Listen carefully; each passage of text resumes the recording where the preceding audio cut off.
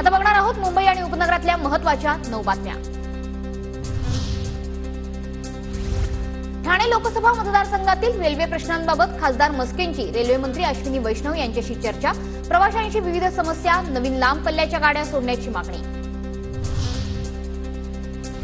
मुंबईत आयपीएस विश्वास नांगरे पाटलांचं नाव वापरून सायबर गुन्हेगाराकडून वृद्ध महिलेची फसवणूक, खोट्या गुन्ह्यात अटक करण्याची धमकी देत 23 लाखांना गंडा, सायबर पोलिसात गुन्हा दाखल। मध्य रेल्वे पुन्हा विस्कळीत, तांत्रिक अडचणी, लांब पल्ल्याच्या गाड्यांमुळे कसाऱ्याकडून सीएसएमटीला जाणाऱ्या लोकल 5 ते 10 मिनिटे उशिरा, प्रवाशांची कल्याण स्थानकावर मोठी गर्दी।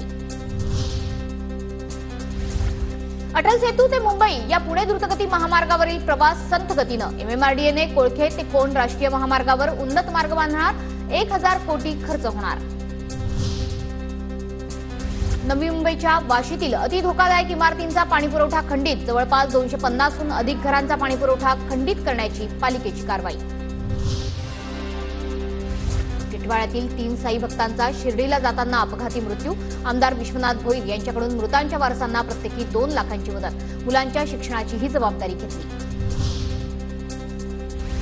कल्याणच्या सहजानंद चौकात होर्डिंग पडल्याप्रकरणी राष्ट्रवादी कल्याण पक्ष आक्रमक, कामात हलगर्जीपणा करणाऱ्या अधिकाऱ्यांवर कारवाईची मागणी, राष्ट्र कल्याण पक्षाचं ठिय्या आंदोलन।